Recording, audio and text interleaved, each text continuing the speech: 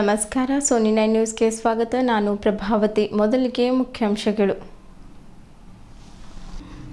ಬೀದರ್ ನಗರದ ಖಾಸಗಿ ಹೋಟೆಲ್ನಲ್ಲಿ ಕೃಷಿ ಹಾಗೂ ಸಂಬಂಧಿತ ಕ್ಷೇತ್ರಗಳಿಗಾಗಿ ಎನ್ಪಿಎಸ್ ಜಾಗೃತಿ ಕಾರ್ಯಕ್ರಮ ಹಮ್ಮಿಕೊಳ್ಳಲಾಗಿತ್ತು.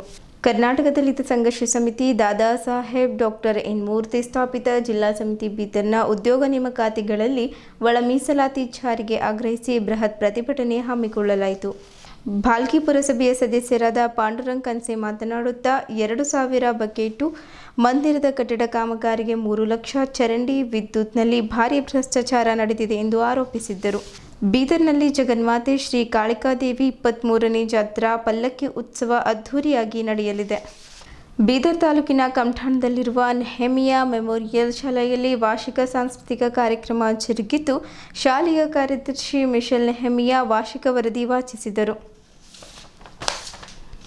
ಪ್ರತಿ ವರ್ಷದಂತೆ ಈ ವರ್ಷವೂ ಕೂಡ ಡಾಕ್ಟರ್ ಬಿ.ಆರ್. ಅಂಬೇಡ್ಕರ್ ವೃತ್ತದಲ್ಲಿ ದಿನಾಂಕ 27ರಂದು ಸಾಯಂಕಾಲ 5 ಗಂಟೆಗೆ ಆಲ್ ಇಂಡಿಯಾ ಪ್ಯಾಂಥರ್ ಸೇನಾ ಬೀದರ್ ವತಿಯಿಂದ ಚೌಡಾರಕೆರೆ ಸತ್ಯಾಗ್ರಹ ದಿನದ ಅಂಗವಾಗಿ ಸಾಮಾಜಿಕ ಸಬಲೀಕರಣ ದಿನದಂದು ಬೃಹತ್ ಬಹಿರಂಗ ಸಮಾವೇಶ ಹಮ್ಮಿಕೊಳ್ಳಲಾಗಿದೆ. ಮುಖ್ಯ ಭಾಷಣಕಾರರಾಗಿ ಶ್ರೀ ಜಗದ್ಗುರು ಶೂನ್ಯ ಸಂಪಾದನಾ ಹುಣಸಿಕೋಳ್ಮಠ ಯಮಕನ ಮರ್ಟಿಯ ಉತ್ತರಾಧಿಕಾರಿಗಳಾದ ಶ್ರೀ ಸಿದ್ದಬಸವ ದೇವರು, ಆಲ್ ಇಂಡಿಯಾ ಪ್ಯಾಂಥರ್ ಸೇನಾ ರಾಷ್ಟ್ರೀಯ ಅಧ್ಯಕ್ಷರಾದ ದೀಪಕ್ ಕೇದರ್ ಅವರ ಮುಖ್ಯ ಭಾಷಣಕಾರರಾಗಿ ಆಗಮಿಸುತ್ತಿದ್ದಾರೆ. ಸಾರ್ವಜನಿಕರು ಹೆಚ್ಚಿನ ಸಂಖ್ಯೆಯಲ್ಲಿ ಭಾಗವಹಿಸಿ ಕಾರ್ಯಕ್ರಮವನ್ನು ಯಶಸ್ವಿಗೊಳಿಸಬೇಕಾಗಿ ಗೌರವ ಅಧ್ಯಕ್ಷರಾದ ದೇವೇಂದ್ರ ಸೋನಿ, ಜಿಲ್ಲಾಧ್ಯಕ್ಷರಾದ ಭರತ್ ಕಾಂಬ್ಳೆ ಅವರು ವಿನಂತಿಸಿದ್ದರು. ಸುದ್ದಿಯ ವಿವರಗಳು. ಬೀದರ್ ನಗರದ ಖಾಸಗಿ ಹೋಟೆಲ್ನಲ್ಲಿ ಕೃಷಿ ಹಾಗೂ ಸಂಬಂಧಿತ ಕ್ಷೇತ್ರಗಳಿಗಾಗಿ ಎನ್ಪಿಎಸ್ ಜಾಗೃತಿ ಕಾರ್ಯಕ್ರಮವನ್ನು ಎನ್ಪಿಎಸ್ನ ಬೀಜ ಬಿತ್ತಿ ಪಿಂಚಣಿಯನ್ನು ಸುಗ್ಗಿಯನ್ನು ಪಡೆಯಿರಿ. ಈ ಕಾರ್ಯಕ್ರಮಕ್ಕೆ ಮೊದಲಿಗೆ ಜ್ಯೋತಿ ಬೆಳಗಿಸುವ ಮೂಲಕ ಜಿಲ್ಲಾ ಪಂಚಾಯತ್ ಮುಖ್ಯ ಕಾರ್ಯನಿರ್ವಾಹಕ ಅಧಿಕಾರಿ ಡಾಕ್ಟರ್ ಗಿರೀಶ್ ಬದೋಲೆ ಕಾರ್ಯಕ್ರಮವನ್ನು ಉದ್ಘಾಟಿಸಿ ಮಾತನಾಡಿದ್ದರು. ಈ ಕಾರ್ಯಕ್ರಮದಲ್ಲಿ ಜಂಟಿ ಕೃಷಿ ನಿರ್ದೇಶಕಿ ದೇವಿಕಾ ಸೇರಿದಂತೆ ಕೇಂದ್ರದಿಂದ ತಂಡ ಬಂದು ರೈತರಿಗೆ 1 ದಿನದ ಕಾರ್ಯಾಗಾರ ಹಮ್ಮಿಕೊಂಡು ಯೋಜನೆಯ ಬಗ್ಗೆ ಮಾಹಿತಿ ನೀಡಿದ್ದರು. ತಿರುಮರೆಡ್ಡಿ ವಂಶಿ, ಸುವಿಗ್ಯ ಕುಮಾರ್ ಸೇರಿದಂತೆ ಹಲವು ಗಣ್ಯರು, ರೈತರು ಕಾರ್ಯಕ್ರಮದಲ್ಲಿ ಭಾಗವಹಿಸಿ ಸದುಪಯೋಗವನ್ನು ಪಡೆದುಕೊಂಡರು.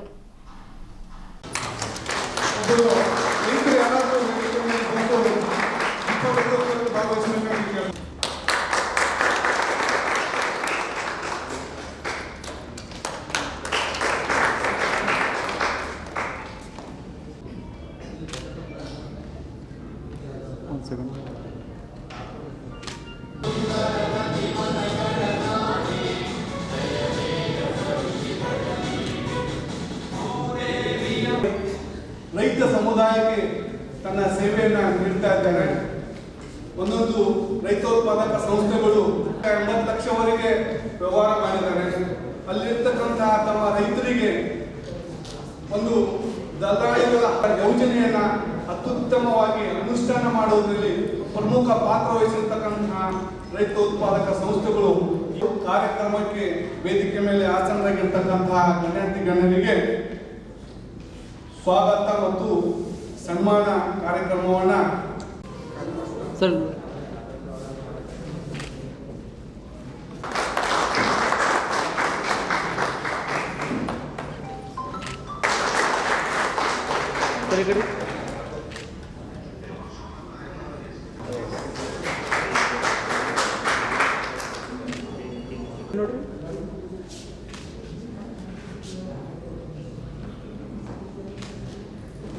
ಇನ್ಶೂರೆನ್ಸ್, ಕ್ರಾಪ್ ಇನ್ಶೂರೆನ್ಸ್ ಏನಿದೆ, ಈ ಇನ್ಶೂರೆನ್ಸ್ ಅಂದ್ರೆ ಅಕಾಲಿಕವಾಗಿ ಏನಾದರೂ ಪ್ರಾಬ್ಲಮ್ ಆಯಿತು, ಸಮಸ್ಯೆ ಆಯಿತು ಅಂದ್ರೆ ಇನ್ಶೂರೆನ್ಸ್ ಬರುತ್ತೆ. ಇವನ್ ಲೈಫ್ ಇನ್ಶೂರೆನ್ಸ್ ಆಗಿ ಕ್ರಾಪ್ ಇನ್ಶೂರೆನ್ಸ್. ಇಲ್ಲಪ್ಪ ನಾನು ಯಾರ ಮೇಲೂ ಡಿಪೆಂಡ್ ಆಗಿಲ್ಲ, ನನ್ನ ಉಳಿತಾಯ ನಾನು ಉಳಿಸಿ ಒಂದು ಪೆನ್ಷನ್ ಅಂತ ತಗೋತಿದ್ದೀನಿ ಅನ್ನೋ ಒಂದು ನಿಮ್ಮಲ್ಲಿ ಒಂದು ಕಾನ್ಫಿಡೆನ್ಸ್ ಬರುತ್ತೆ.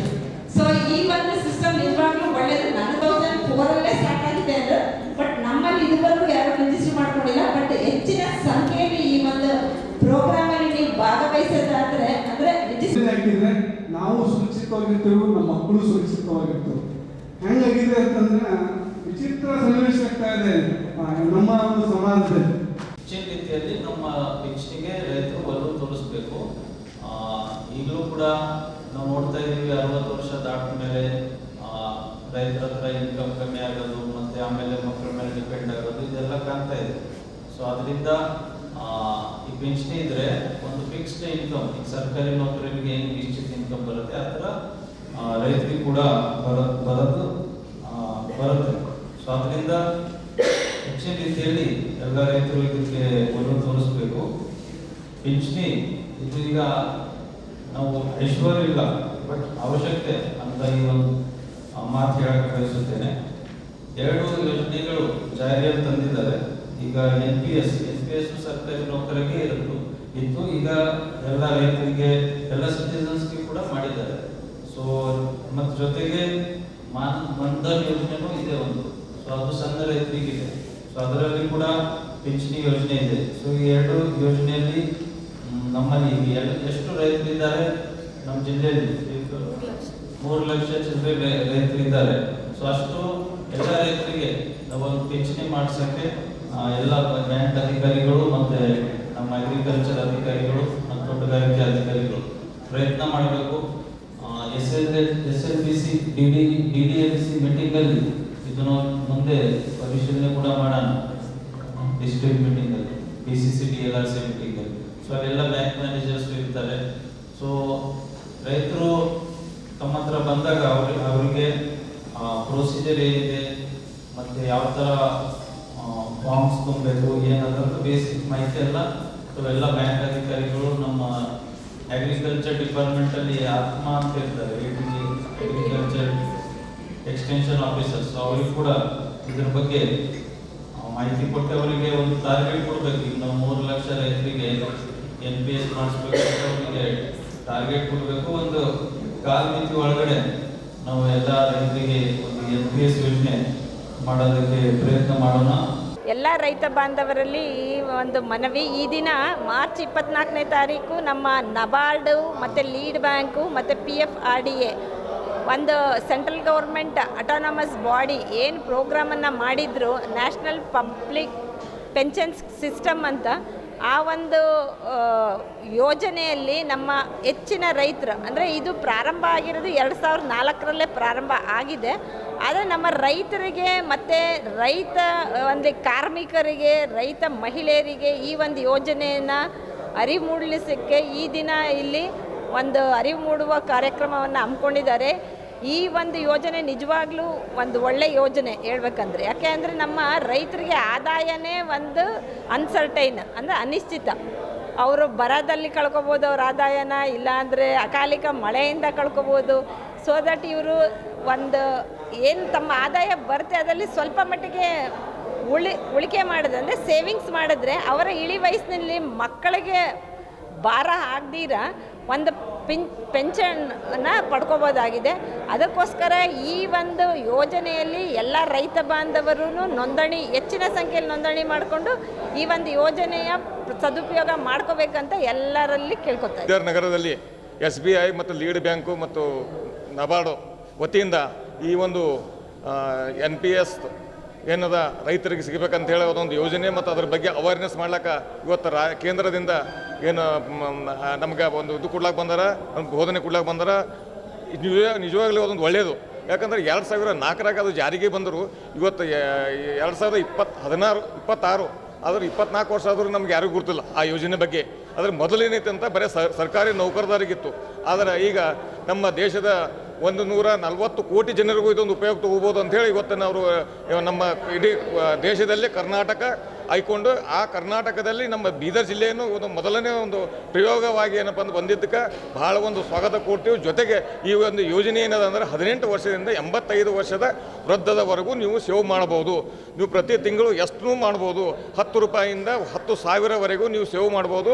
ಇದಾದ ನಂತರ ನಿಮಗೆ ಏನಪ್ಪ ಅಂದ್ರೆ ಅದು ಏನು ಪೀರಿಯಡ್ ಇರ್ತದೆ, ಪೀರಿಯಡ್ ಆದ್ಮೇಲೆ ಈಗ ಸರ್ಕಾರಿ ನೌಕರದವ್ರಿಗೆ ಹಂಗೆ ಪೆನ್ಷನ್ ಬರ್ತದೆ, ಆ ರೀತಿ ನಮ್ಮ ರೈತರಿಗೆ ಯಾವುದೂ ಪೆನ್ಷನ್ ಬರೋಂಗಿಲ್ಲ. ಆ ರೀತಿ ಏನಪ್ಪ ಅಂದ್ರೆ ಮಕ್ಕಳ ಮ್ಯಾಗೆ ಡಿಪೆಂಡ್ ಆಗಿರ್ಬೇಕಾಗ್ತದೆ.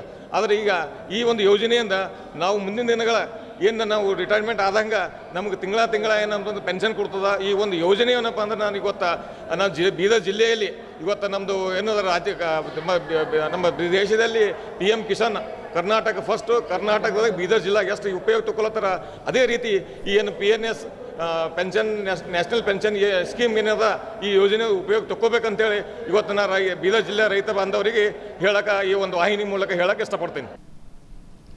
ಕರ್ನಾಟಕ ದಲಿತ ಸಂಘರ್ಷ ಸಮಿತಿ ಬೀದರ್ ವತಿಯಿಂದ ನಗರದ ಅಂಬೇಡ್ಕರ್ ವೃತ್ತದಿಂದ ಜಿಲ್ಲಾಧಿಕಾರಿ ಕಚೇರಿಯವರೆಗೆ ಪ್ರತಿಭಟನೆ ಮಾಡುವ ಮೂಲಕ ಒಳ ಮೀಸಲಾತಿ ಇಲ್ಲದೆ ರಾಜ್ಯ ಸರ್ಕಾರ 56,432 ಸರ್ಕಾರಿ ಉದ್ಯೋಗಗಳ ನೇಮಕ ಮಾಡಲು ಆದೇಶ ಹೊರಡಿಸಿದ ಕ್ರಮವನ್ನು ವಿರೋಧಿಸಿ ದಾದಾ ಸಾಹೇಬ್ ಎನ್ ಮೂರ್ತಿ ದಲಿತ ಸಂಘರ್ಷ ಸಮಿತಿ ಸ್ಥಾಪಿತ ಹಾಗೂ ಮಾದಿಗ ಸಂಘಗಳ ಒಕ್ಕೂಟ ವತಿಯಿಂದ ಇಂದು ಬೀದರ್ ಜಿಲ್ಲಾಧಿಕಾರಿಗಳ ಕಚೇರಿ ಮುಂದೆ ಜಿಲ್ಲಾ ಅಧ್ಯಕ್ಷರಾದ ಹರಿಹರ ಲಕ್ಷ್ಮಣ್ ಗೋಖಲೆ ಅವರ ನೇತೃತ್ವದಲ್ಲಿ ಈ ಪ್ರತಿಭಟನೆ ಹಮ್ಮಿಕೊಳ್ಳಲಾಯಿತು. ಜಿಲ್ಲಾಧಿಕಾರಿ ಮುಖಾಂತರ ಮಾನ್ಯ ಮುಖ್ಯಮಂತ್ರಿ ಸಿದ್ದರಾಮಯ್ಯನವರಿಗೆ ಮನವಿ ಪತ್ರ ಸಲ್ಲಿಸಲಾಯಿತು. ಈ ಪ್ರತಿಭಟನೆಯಲ್ಲಿ ಸ್ವಾಮಿದಾಸ್ ಕೆಂಪೇನೂರ್ ಅವರು ಮಾತನಾಡುತ್ತಾ ಮಾದಿಗ ಜನಾಂಗವು ಸುಮಾರು 35 ವರ್ಷಗಳಿಂದ ಪರಿಶಿಷ್ಟ ಜಾತಿಯಲ್ಲಿ ಒಳ ಮೀಸಲಾತಿ ಅಳವಡಿಸಬೇಕೆಂದು ನಮ್ಮ ರಾಜ್ಯದಲ್ಲಿ ವಿಶೇಷವಾಗಿ ರಾಷ್ಟ್ರೀಯ ನಾಯಕರಾದ ಮಂದಕೃಷ್ಣ ಮಾದಿಗ ಅವರ ನೇತೃತ್ವದಲ್ಲಿ ಹಾಗೂ ರಾಜ್ಯ ನಾಯಕರಾದ ದಾದಾ ಸಾಹೇಬ್ ಎನ್ ಮೂರ್ತಿ, ಕೇಶವ ಮೂರ್ತಿ, ಕೃಷ್ಣಪ್ಪ, ದೇವರಾಜ್, ಮುನಿರಾಜು, ಸಿದ್ದರಾಜು, BR ಭಾಸ್ಕರ್ ಪ್ರಸಾದ್, ವಕೀಲ್ ಅರುಣ್ ಕುಮಾರ್ ಹೀಗೆ ಅನೇಕ ರಾಜ್ಯ ನಾಯಕರು 35 ವರ್ಷಗಳಿಂದ ಹೋರಾಡಿ ಈ ಹೋರಾಟದಲ್ಲಿ ಅರೆಬಿತ್ತಲೆ ಮೆರವಣಿಗೆ, ಟಮಟೆ ಚಳವಳಿ, ಉಪವಾಸ ಸತ್ಯಾಗ್ರಹಗಳು, ಪ್ರತಿಭಟನೆಗಳು ಹಾಗೂ ರಾಜ್ಯ ಮಟ್ಟದ ಪ್ರತಿಭಟನೆಯಲ್ಲಿ ಅನೇಕ ನಮ್ಮ ಸಮಾಜದ ಕಾರ್ಯಕರ್ತರು ಅಪಘಾತದಲ್ಲಿ ತಮ್ಮ ಪ್ರಾಣಗಳನ್ನು ಕಳೆದುಕೊಂಡಿರುತ್ತಾರೆ ಮತ್ತು ಅನೇಕ ಜನರ ಕೈಕಾಲುಗಳನ್ನು ಕಳೆದುಕೊಂಡಿರುತ್ತಾರೆ. ಈ ಹೋರಾಟವನ್ನು ಗಣನೆಗೆ ತೆಗೆದುಕೊಳ್ಳದೆ ಆದರೆ ತಮ್ಮ ನೇತೃತ್ವದಲ್ಲಿ ನಡೆಯುತ್ತಿರುವ ರಾಜ್ಯ ಸರ್ಕಾರದ 56,432 ಹುದ್ದೆಗಳನ್ನು ಒಳ ಮೀಸಲಾತಿ ಮಾಡದೆ ನೇಮಕಾತಿಯನ್ನು ಮಾಡಿಕೊಳ್ಳುತ್ತಿರುವುದು ಮಾದಿಗ ಸಮಾಜಕ್ಕೆ ತುಂಬಲಾರದ ನಷ್ಟ ಮಾಡುತ್ತಿದೆ. ರಾಜ್ಯ ಚುನಾವಣೆ ಸಮಯದಲ್ಲಿ ನಮ್ಮ ಸಮಾಜಕ್ಕೆ ತಾವು ಪ್ರಣಾಳಿಕೆಯಲ್ಲಿ ನಮ್ಮ ಸಮಾಜಕ್ಕೆ ಉದ್ಯೋಗದಲ್ಲಿ ಒಳ ಮೀಸಲಾತಿ ಇಲ್ಲದೆ ಉದ್ಯೋಗಗಳನ್ನು ಭರ್ತಿ ಮಾಡುವುದಿಲ್ಲ ಎಂದು ಆಶ್ವಾಸನೆ ನೀಡಿರುತ್ತೀರಿ. ಆದರೆ ಇವಾಗ 56,432 ಉದ್ಯೋಗ ಭರ್ತಿಯಲ್ಲಿ ನಮ್ಮ ಮಾದಿಗ ಸಮಾಜಕ್ಕೆ ಒಳ ಮೀಸಲಾತಿಯನ್ನು ನೀಡದೆ ತಾವು ತಮ್ಮ ಸಮಾಜಕ್ಕೆ ಮಾಡಿರುವ ಅನ್ಯಾಯಕ್ಕೆ ನಾವು ಬೀದರ್ ಜಿಲ್ಲೆಯ ಮಾನ್ಯ ಜಿಲ್ಲಾಧಿಕಾರಿಗಳು ಇವರ ಮುಖಾಂತರ ನಮ್ಮ ಈ ಮನವಿಯನ್ನು ತಮಗೆ ಸಲ್ಲಿಸುತ್ತಿದ್ದೇವೆ. ಇದೇ ಮಾರ್ಚ್ 27ನೇ ದಿನಾಂಕದಂದು ಒಳ ಮೀಸಲಾತಿ ವಿಶೇಷ ಸಚಿವ ಸಂಪುಟದಲ್ಲಿ ನಮ್ಮ ಸಮಾಜದ ಒಳ ಮೀಸಲಾತಿಯನ್ನು ಸಂಪೂರ್ಣ ಜಾರಿ ಮಾಡಬೇಕೆಂದು ಈ ಮೂಲಕ ತಮ್ಮಲ್ಲಿ ವಿನಂತಿಸುತ್ತಿದ್ದೇವೆ ಎಂದು ಮಾತನಾಡುತ್ತಾ ಹೇಳಿದ್ದರು.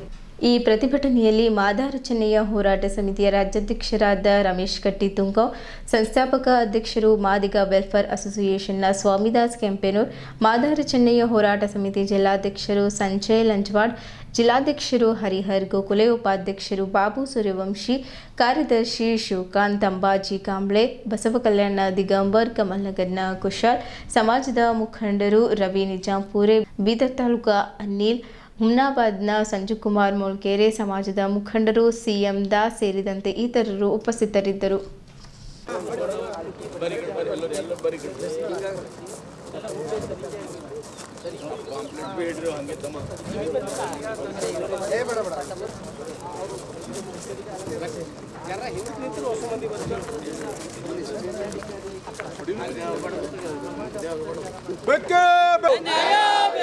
ಜಾರಿಯಾಗಲಿ ಜಾರಿಯಾಗಲಿ ಜಾರಿಯಾಗಲಿ ಜಾರಿಯಾಗಲಿ ಜಾರಿಯಾಗಲಿ ಜಾರಿಯಾಗಲಿ ಮಾದಿಗ ಸಂಘಟನೆಗಳ ಒಕ್ಕೂಟಕ್ಕೆ ಮಾದಿಗ ಸಂಘಟನೆಗಳ ಒಕ್ಕೂಟಕ್ಕೆ ಮಾದಿಗ ಸಂಘಟನೆಗಳ ಒಕ್ಕೂಟ. ಸನ್ಮಾನ್ಯ ಶ್ರೀ ಸಿದ್ದರಾಮಯ್ಯಜಿ ಮುಖ್ಯಮಂತ್ರಿಗಳು, ಕರ್ನಾಟಕ ಸರ್ಕಾರ, ವಿಧಾನಸೌಧ ಬೆಂಗಳೂರು, ಮಾನ್ಯ ಬೀದರ್ ಜಿಲ್ಲಾಧಿಕಾರಿ ಬೀದರ್ ಅವರ ಮುಖಾಂತರ ವಿಷಯ ಒಳ ಮೀಸಲಾತಿ ಇಲ್ಲದೆ ರಾಜ್ಯ ಸರ್ಕಾರ 56,432 ಸರ್ಕಾರಿ ಉದ್ಯೋಗಗಳ ನೇಮಕ ಮಾಡಲು ಆದೇಶ ಹೊರಡಿಸಿದ ಕ್ರಮವನ್ನು ವಿರೋಧಿಸಿ ಡಾಕ್ಟರ್ ಬಾಬಾ ಸಾಹೇಬ್ ಎನ್ ಮೂರ್ತಿ ದಲಿತ ಸಂಘರ್ಷ ಸಮಿತಿ ಸ್ಥಾಪಿತ ಹಾಗೂ ಮಾದಿಗ ಸಂಘಟನೆಗಳ ಒಕ್ಕೂಟ ವತಿಯಿಂದ ಮಾರ್ಚ್ 25ನೇ ಬುಧವಾರರಂದು ಬೀದರ್ ಜಿಲ್ಲಾಧಿಕಾರಿಗಳ ಮುಂದೆ ಪ್ರತಿಭಟನೆ ಮುಖಾಂತರ ಮನವಿ ತಮಗೆ ಕೊಡ್ತಾ ಇದ್ದೀವಿ. ದಯಮಾಡಿ ಎಲ್ಲರೂ ಕೂಡ ಬರ್ರಿ, ಹಿಡ್ಕೊರಲ್ಲ ಮೆಮ್ಡಮ್ಕ. ಸಂಘಟನೆಗಳ ಒಕ್ಕೂಟಕ್ಕೆ, ಮಾದಿಗ ಸಂಘಟನೆಗಳ ಒಕ್ಕೂಟಕ್ಕೆ, ಮಾದಿಗ ಸಂಘಟನೆಗಳ ಒಕ್ಕೂಟಕ್ಕೆ ಜಾರಿಯಾಗಲಿ ಜಾರಿಯಾಗಲಿ ಜಾರಿಯಾಗಲಿ ಜಾರಿಯಾಗಲಿ ಬೇಕೇ ಬೇಕು ಬೇಕೇ ಬೇಕು. ಜೈ ಮಾದಿಗ ಜೈ ಮಾದಿಗ. ನಾವೇನು ಡಾಕ್ಟರ್ ಬಾಬಾ ಸಾಹೇಬ್ ಅಂಬೇಡ್ಕರ್ ಅವರಿಗೆ ಮಾಲಾರ್ಪಣೆ ಮಾಡ್ಕೊಂಡು ರಾಜ್ಯ ಸರ್ಕಾರಕ್ಕೆ ಮೊನ್ನೆ ಜಿಲ್ಲಾಧಿಕಾರಿ ಮುಖಾಂತರ ಎಚ್ಚರಿಕೆ ಕೊಡ್ತಾ ಇದ್ದೀವಿ. ತಾವೇನು 27ನೇ ತಾರೀಕು ನಿರ್ಣಯ ತೊಗೊಂಡಿದ್ದೀರಿ, ಸಂಪೂರ್ಣ ಒಳ ಮೀಸಲಾತಿ ಜಾರಿ ಮಾಡ್ತೀವಿ, ಉದ್ಯೋಗ ನೇಮಕಾತಿಯಲ್ಲಿ ಸರಿಸಮಾನವಾಗಿ ಹಂಚಿಕೆಯನ್ನು ಮಾಡ್ತೀವಿ.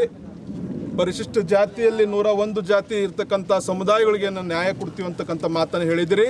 27ನೇ ತಾರೀಕು ತಾವು ನಿರ್ಣಯ ಮಾಡ್ಕೊಂಡು ನಮಗೆಲ್ಲರಿಗೂ ಕೂಡ ನ್ಯಾಯ ಕೊಡ್ತಿರಂತಕ್ಕಂಥ ಒಂದು ದಿಶೆಯಲ್ಲಿ ಇವತ್ತು ನಾವು ನಿಮಗೆ 27ನೇ ತಾರೀಕು ತಾವುಗಳು ನಮ್ಮ ಎಲ್ಲರಿಗೆ ಮಾದಿಗ ಸಮಾಜ ಮತ್ತು ಪರಿಶಿಷ್ಟ ಜಾತಿಯ 101 ಸಮುದಾಯಗಳಿಗೆ ನ್ಯಾಯ ಕೊಡ್ತೀವಿ ಅಂತಕ್ಕಂಥ ಮಾತನ್ನು ತಾವು ಆಡಿಂದು ನೆನಪು ಕೊಡೋ ಕಡೆಯಿಂದ ಇವತ್ತು ನಾವು ಬೀದರ್ ಜಿಲ್ಲಾಧಿಕಾರಿಗಳ ಮುಖಾಂತರ ಈ ಒಂದು ಮನವಿ ಪತ್ರವನ್ನು ಓದಿ ಮಾನ್ಯ ADC ಅವರು ಬಂದಿದ್ದು. ಕರ್ನಾಟಕ ದಲಿತ ಸಂಘರ್ಷ ಸಮಿತಿ ರಾಜ್ಯ ಅಧ್ಯಕ್ಷ ಅನುಮತಿಯಿಂದ ಒಳ ಮೀಸಲಾತಿ ಜಾರಿ ಆಗುವ ಮೂಲಕ ನಮ್ಮ DC ಮೇಡಮ್ ಅವರಿಂದ ಮನವಿ ಪತ್ರ ಸಲ್ಲಿಸಿದೆವು.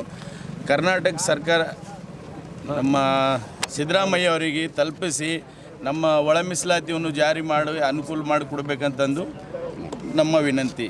ಒಳ ಮೀಸಲಾತಿ ಸಂಪೂರ್ಣವಾಗಿ ಮೀಸಲಾತಿ ಜಾರಿಯಾಗಬೇಕು ಮತ್ತು ಈಗಾಗಲೇ ಸರ್ಕಾರ 56,432 ಹುದ್ದೆಗಳನ್ನು ಒಳ ಮೀಸಲಾತಿ ಅಳವಡಿಸಿ ತುಂಬಿಕೊಳ್ಳುವ ನಿರ್ಧಾರ ಮಾಡಿದಂಥ ವಿಷಯನ ಖಂಡಿಸಿ ಮತ್ತು ನಾಡಿದ್ದು ಬರ್ತಕ್ಕ 27ನೇ ತಾರೀಕಿಗೆ ಒಳ ಮೀಸಲಾತಿಗೋಸ್ಕರವಾಗಿ ಮಾನ್ಯ ಸಿದ್ದರಾಮಯ್ಯ ಸಚಿವ ಸಂಪುಟವನ್ನು ವಿಶೇಷ ಸಚಿವ ಸಂಪುಟವಾಗಿ ಪರಿಗಣಿಸಿ ಅವರು ಕರೆದಿದ್ದಾರೆ.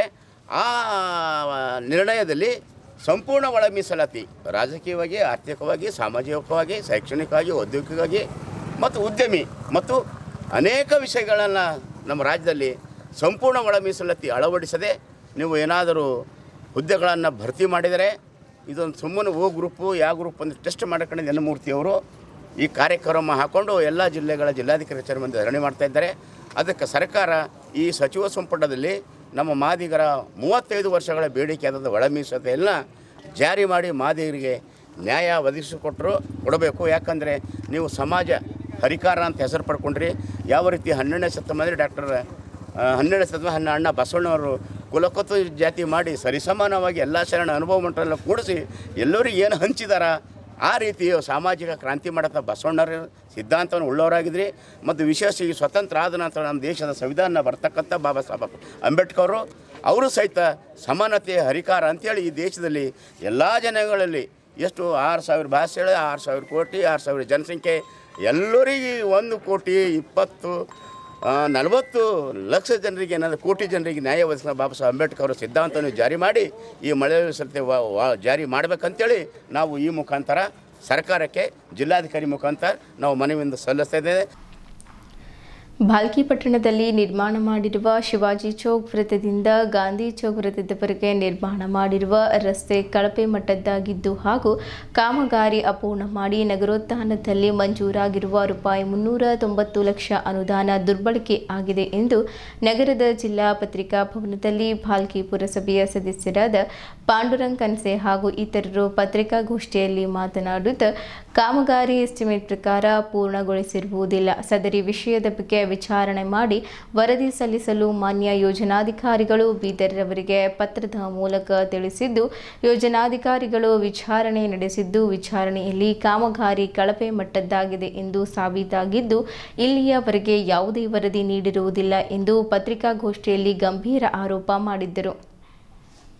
2024ರಿಂದ ಅಕ್ರಮವಾಗಿ ಭಾಲ್ಕಿ ಪುರಸಭೆ ಮುಖ್ಯಾಧಿಕಾರಿ ಹುದ್ದೆಯಲ್ಲಿರುವ ಸಂಗಮೇಶ್ ಕಾರ್ಬಾರಿ ಅವರು ವ್ಯಾಪಕ ಭ್ರಷ್ಟಾಚಾರ ಎಸಗಿದ್ದು ಅವರ ವಿರುದ್ಧ ಕ್ರಮ ಜರುಗಿಸಬೇಕೆಂದು ಪುರಸಭೆ ಸದಸ್ಯ ಪಾಂಡುರಂಗ್ ಕನ್ಸೆ ಆಗ್ರಹಿಸಿದ್ದರು.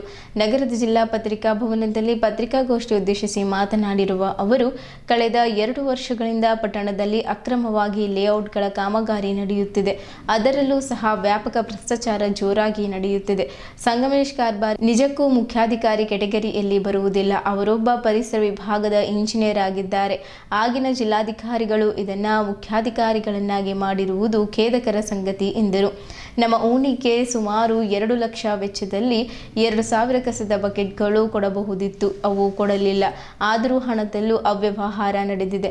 ನಮ್ಮ ಏರಿಯಾದಲ್ಲಿ ದೇವಸ್ಥಾನವೊಂದಕ್ಕೆ 3,39,000 ಹಣ ಕೊಡಬಹುದಿತ್ತು. ಪುರಸಭೆಯ ಇಂಜಿನಿಯರ್ ಮಹಾದೇವ್ ಕೂಡ ಒಂದು ಪೂಜೆ ನೆರವೇರಿಸಿದ್ದರು.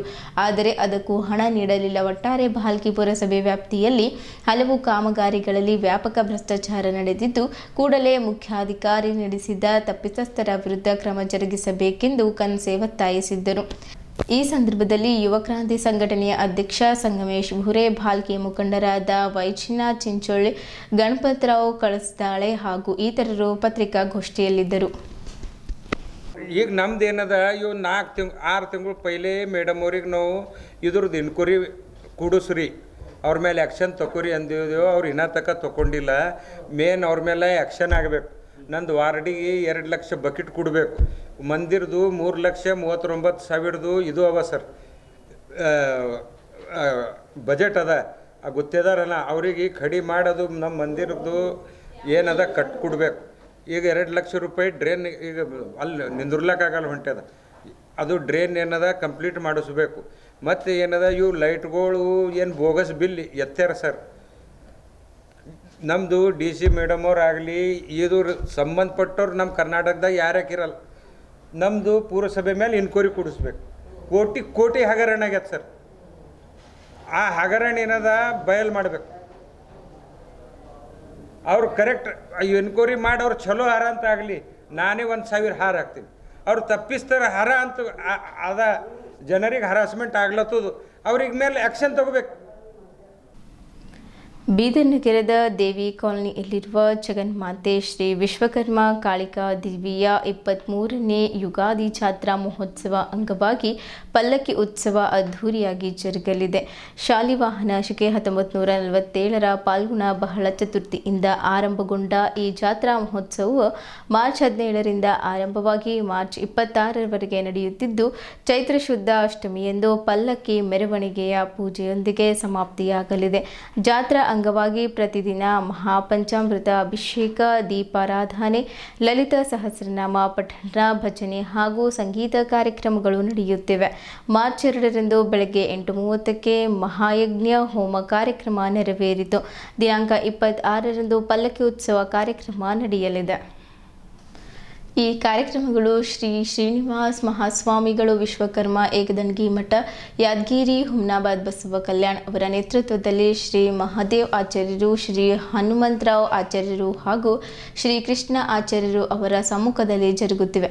ದೇವಸ್ಥಾನದ ಅಧ್ಯಕ್ಷ ಶ್ರೀ ಕಮಲಾಕರ್ ವಿಶ್ವಕರ್ಮ, ಬೀದರ್ ಜಿಲ್ಲಾಧ್ಯಕ್ಷ ಮಹೇಶ್ ಪಾಂಚ, ಮೌನೇಶ್ವರ ದೇವಸ್ಥಾನದ ಅಧ್ಯಕ್ಷ ನಾರಾಯಣ್ ವಿಶ್ವಕರ್ಮ, ಧರ್ಮವರ್ಧಿನಿ ಸಂಘದ ಅಧ್ಯಕ್ಷ ಶ್ರೀನಿವಾಸ್ ವಿಶ್ವಕರ್ಮ, ಬೀದರ್ ಜಿಲ್ಲಾ ಕಾರ್ಪೊರೇಟ್ ಅಧ್ಯಕ್ಷ ಸುರೇಶ್ ಪಾಂಚ, ಕಾರ್ಯಾಧ್ಯಕ್ಷ ಈಶ್ವರ್ ವಿಶ್ವಕರ್ಮ, ಬೀದರ್ ಜಿಲ್ಲಾ ಮಹಿಳಾ ಗೌರವಾಧ್ಯಕ್ಷೆ ಶ್ರೀಮತಿ ಚಂದ್ರಕಲಾ ವಿಶ್ವಕರ್ಮ, ಮಹಿಳಾ ಅಧ್ಯಕ್ಷೆ ಶ್ರೀಮತಿ ಸಾವಿತ್ರಿ ವಿಶ್ವಕರ್ಮ, ಕಾರ್ಯದರ್ಶಿ ವಿಜಯ್ ಕುಮಾರ್, ಸಹ ಕಾರ್ಯದರ್ಶಿ ಬಾಬುರಾವ್ ಚಂಬೋಳ್, ಖಜಾಂಚಿ ವಿಠಲರಾವ್ ವಿಶ್ವಕರ್ಮ ಸೇರಿದಂತೆ ಬಕ್ಕಪ್ಪ ವಿಶ್ವಕರ್ಮ, ಮಾರುತಿ ಶಿವರಾಜ್ ಪ್ರಭಾಕರ್, ರಮೇಶ್ ಜಂಪಾಡ್, ದಯಾನಂದ್ ಸಂಜುಕುಮಾರ್, ವಿಶ್ವನಾಥ್, ಸೂರ್ಯಕಾಂತ್, ಶ್ರೀಮತಿ ರಾಜೇಶ್ವರಿ, ಸುವರ್ಣ, ಕಾವೇರಿ, ಇಂದುಮತಿ, ಸುಮಂಗಲ, ಸುಚತಾ, ಲಕ್ಷ್ಮಿ, ವಿಜಯಲಕ್ಷ್ಮಿ, ಪ್ರಿಯಾಂಕಾ, ಸವಿತಾ, ಅನುರಾಧ, ಉಷಾ, ಸುಲಕ್ಷಣಾ ಮತ್ತಿತರರು ಉತ್ಸವದ ವ್ಯವಸ್ಥೆಯಲ್ಲಿ ತೊಡಗಿದ್ದಾರೆ. ಬೀದರ್ ಜಿಲ್ಲಾ ವಿಶ್ವಕರ್ಮ ಸಮಾಜದ ಭಕ್ತರು ಹೆಚ್ಚಿನ ಸಂಖ್ಯೆಯಲ್ಲಿ ಭಾಗವಹಿಸಿ ಶ್ರೀ ಕಾಳಿಕಾ ದೇವಿಯ ದರ್ಶನ ಪಡೆದು ಪುನೀತರಾಗುವಂತೆ ಜಿಲ್ಲಾ ಪ್ರಧಾನ ಕಾರ್ಯದರ್ಶಿ ವಿಶ್ವಕರ್ಮ ಶಿವಾನಂದ್ ಎಸ್ ಮನವಿ ಮಾಡಿದ್ದಾರೆ.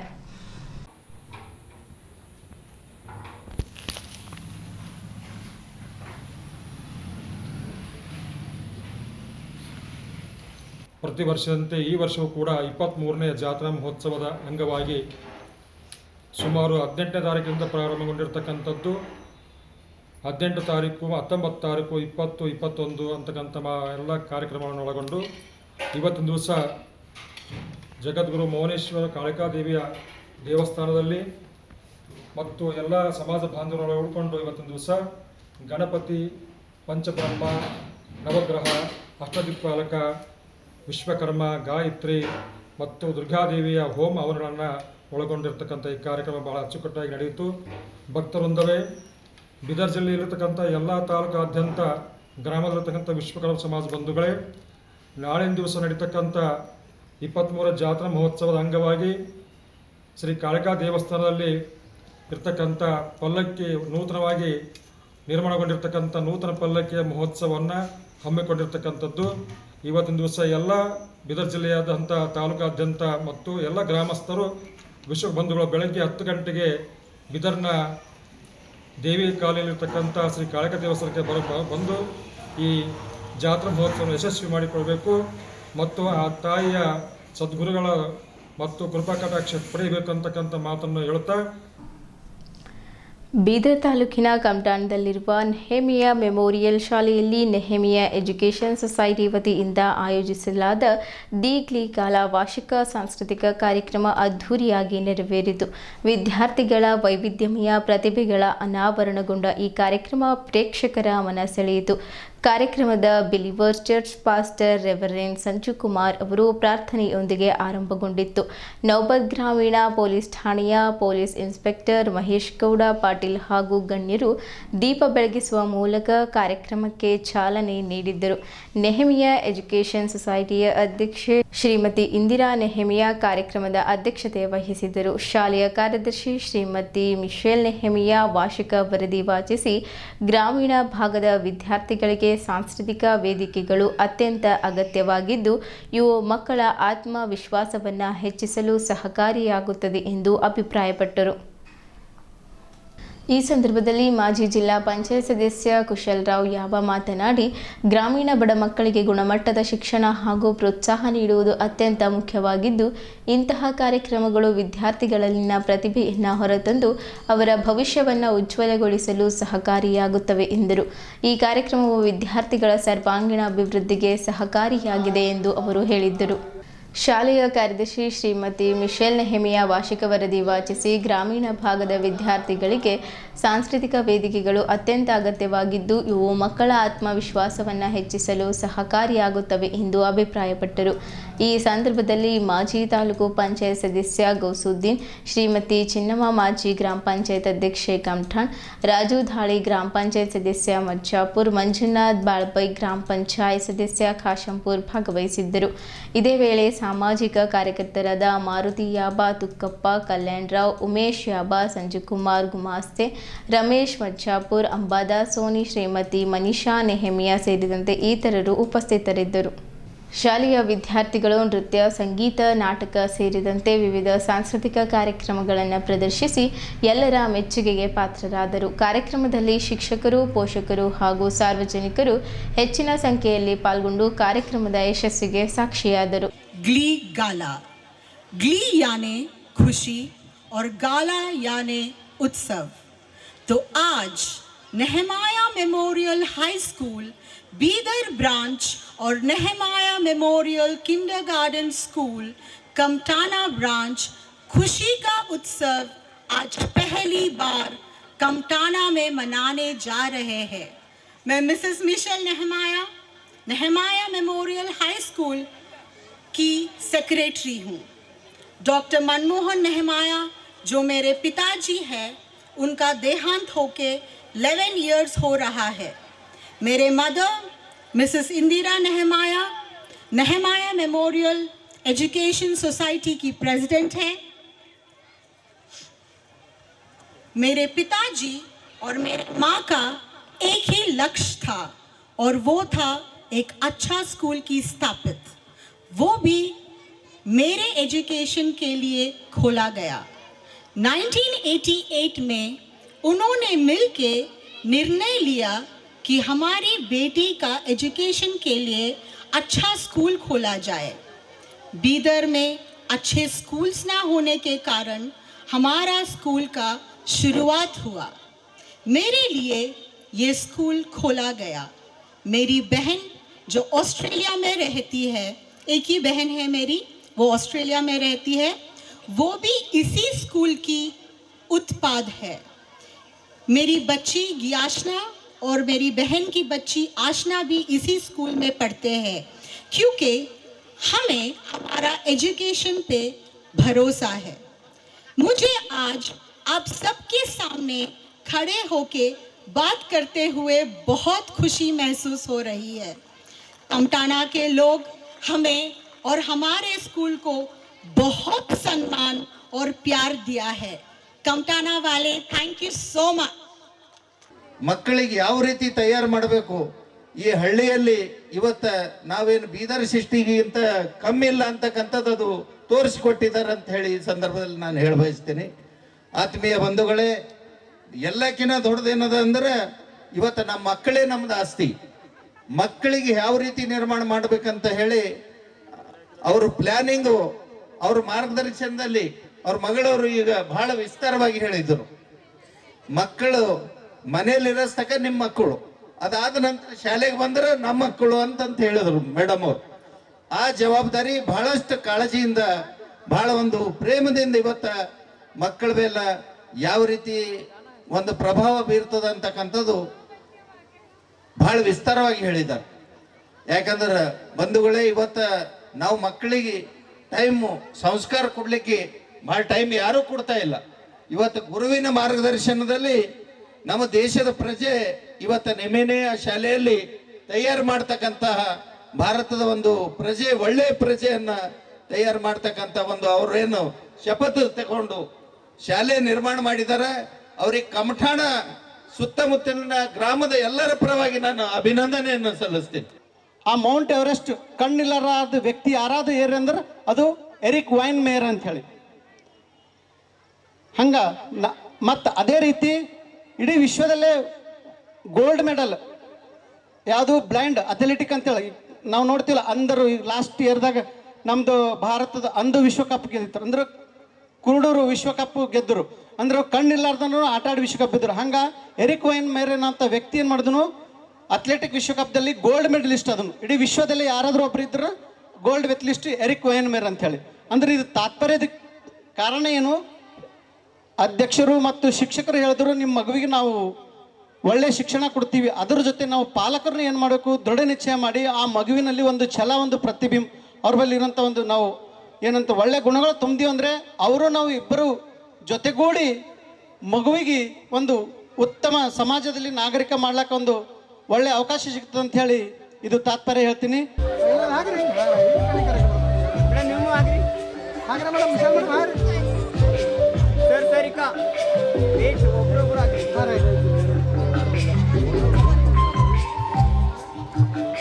Very good very good right. ಹಾಗೆ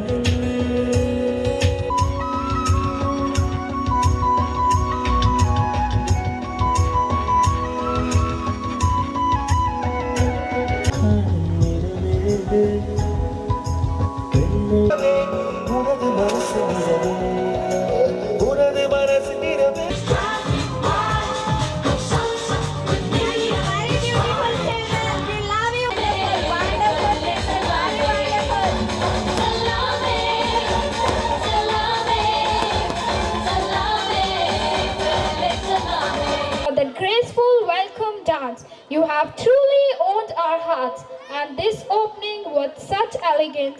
Chota patakas, bada dhamaka, with our little bashas full of swag, and the adorable queens of hearts, ready to steal your heart.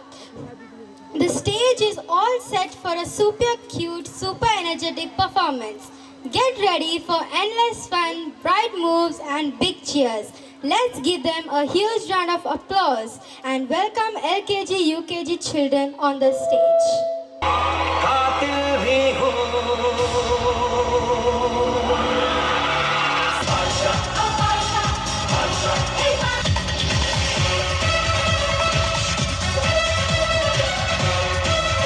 हाथों से अपने मुकरता नहीं, मरने से मैं कभी डरता नहीं.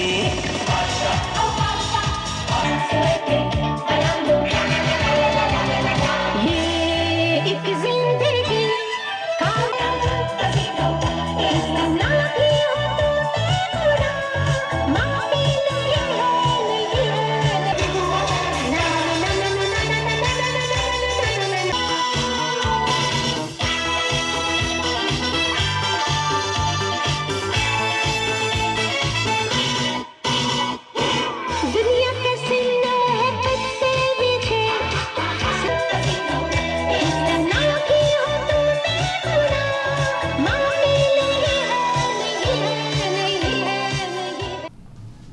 ಇಲ್ಲಿಯವರೆಗೂ ಸುದ್ದಿ ಕೊಟ್ಟಿದ್ದು ನಾನು ಪ್ರಭಾವತಿ. ಮುಂದಿನ ಸುದ್ದಿಯೊಂದಿಗೆ ಮತ್ತೆ ಭೇಟಿಯಾಗೋಣ. ವಂದನೆಗಳು.